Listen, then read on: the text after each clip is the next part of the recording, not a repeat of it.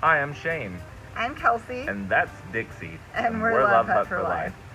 After traveling 19,000 miles through 24 different states in our self-built tiny home that goes in the back of our truck, it was time to take it off. Yeah, guys, if you remember when we originally built this thing and placed it on the truck, things didn't go so well with our jacking system, and we wound up having to call in a crane. Whole crane. This time we didn't, so follow along this week to see how we got it off safely and secure. And how we plan to get it back on the truck for future adventures.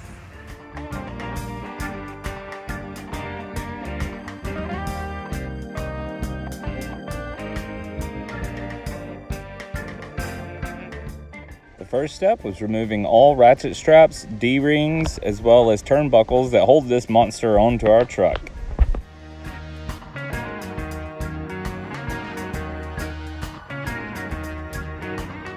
Then it was time to lift this thing up in the air.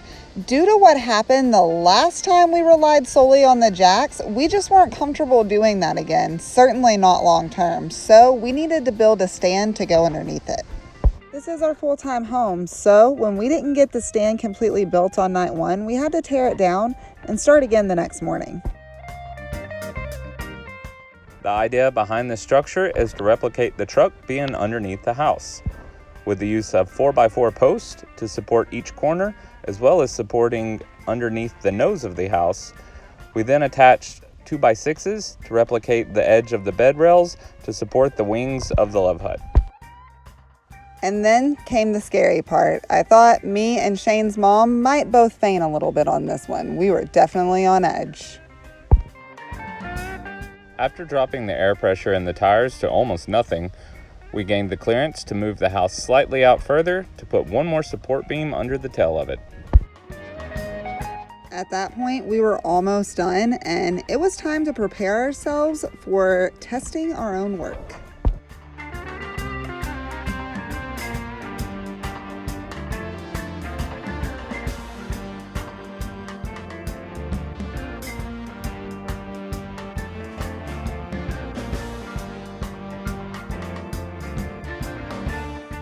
We did it, and it seemed to be holding up just fine, but we wanted to get these pallets underneath it just for an extra layer of security, because once again, we will be continuing to live in this thing full time while we do our repairs. With the house secure on its stand, it was time to take the truck out for a spin for the first time in a very long time without a big yellow house on the back of it. Look how fast we can go!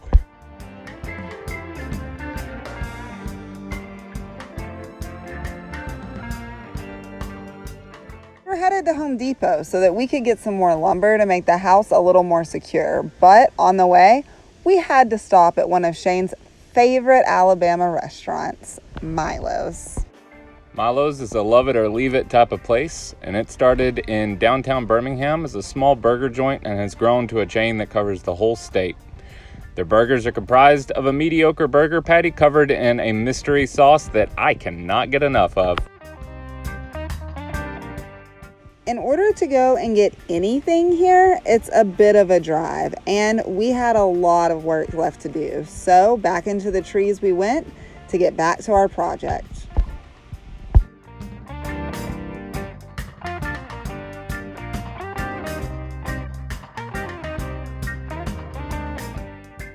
Me and Kelsey both speak a lot of our love of trees, as well as how much we have missed them while out west. Driving down these roads, which I call home, should be a good example of why we feel that way.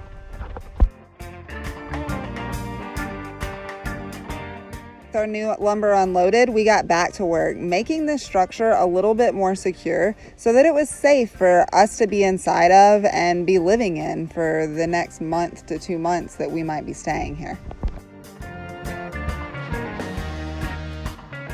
We did so by tying the 4x4 post with 2x4s along the base to build rigidity, as well as adding posts underneath the nose to replicate the metal poles that are generally attached to our running boards. It was a long day's work, and I'm not gonna lie, seeing the house off of the truck does make me a little bit sad, but I know it's only temporary, And thanks to all that hard work, we now have a structure that, short of a twister coming through, should keep our house safe and secure while we do the repairs necessary to get back on the road and back to adventuring.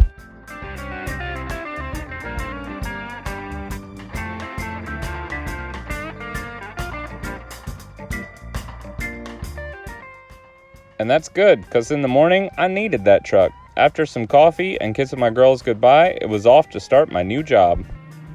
Dixie and I waved from the bedroom window that morning as we watched the truck and Shane say goodbye for the day.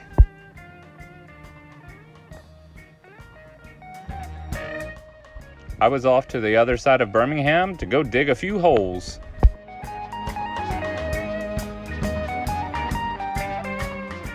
And we kept ourselves busy by giving the Love Hut a deep cleaning that it was in terrible need of. Getting every single thing out of the house so that we could get the shock back in and try to take care of some of this dust that has been accumulating over all of these months in the desert. That kept us busy all day, and Shane made it home just in time so that we could have dinner with his Meemaw.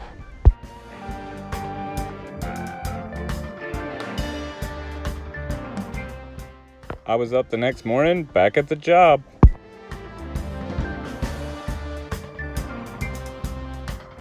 While I was busy putting everything back in its rightful place after the deep clean the day before.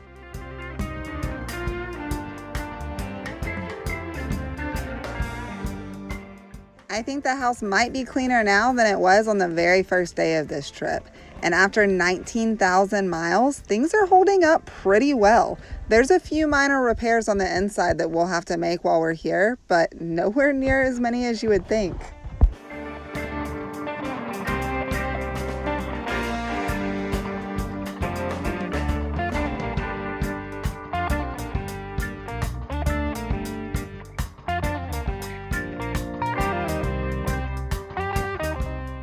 After a long rainy day, I was saturated, but I was on my way home to spend the rest of the evening with all my favorite girls.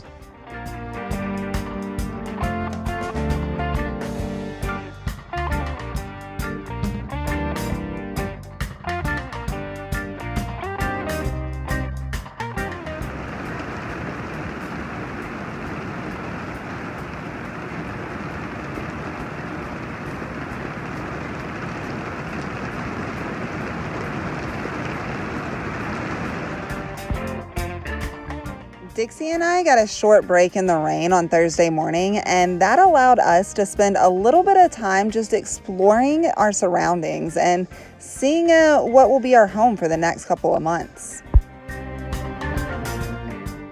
I wasn't so lucky.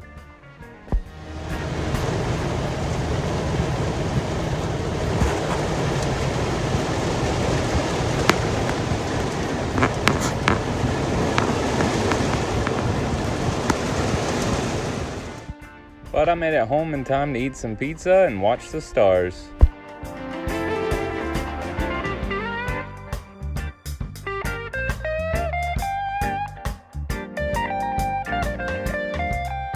Next morning, Shane was back to building fences, and I was ready to get to work myself.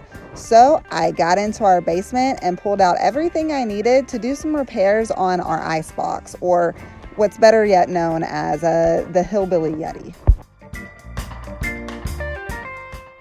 This little pocket has unquestionably helped us out a lot over our time on the road, but we think that we might be able to fix it and make it work a little bit better for us. So today it was my job to take some spray foam and see if I could seal up some of the holes inside.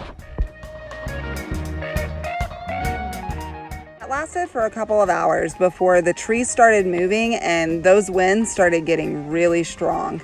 I knew that it was only a matter of time before the sky was going to fall again, and it was time to get back inside.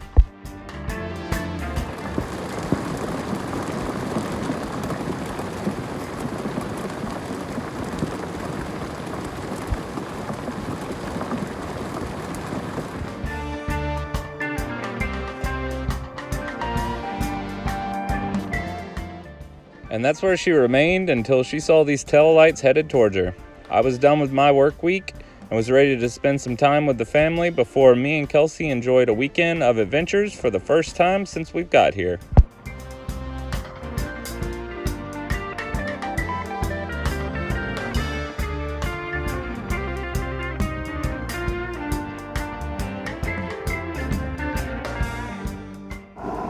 As you can see, we've made a patio out of where the truck normally belongs, under the love hut. We also built it a little sturdier than one would expect for a stand for something like this, in hopes that we can get some repairs done on things we did not get to accomplish before we left town. Some of that being insulation, as well as waterproofing and painting and finishing out the bottom, and hopefully some new jacks. You'll make sure you follow along with us over the next coming weeks to see exactly how we repair these things and how long it takes us to get it done. Yeah, guys, obviously we've got a lot of work ahead of us, but all of that is just preparing us for even more adventures. I think when we started this thing out, this was just a year-long experiment and kind of a vacation for life, but now we know that this is something we want to do long term, and that means making the love hut more rigid and also adding some money back into our bank account. We'll be on the road again soon, but in the meantime, we'll be taking every weekend and going and seeing things about Alabama that we absolutely love, but we know that the love hut couldn't make it to anyways. For instance, the covered bridges and our favorite swimming holes, which I think we're about to go do right now. You guys stay tuned. We'll see you next week. As always, we just want to say we appreciate each and every one of you. Peace out. Have a good one. Bye, y'all.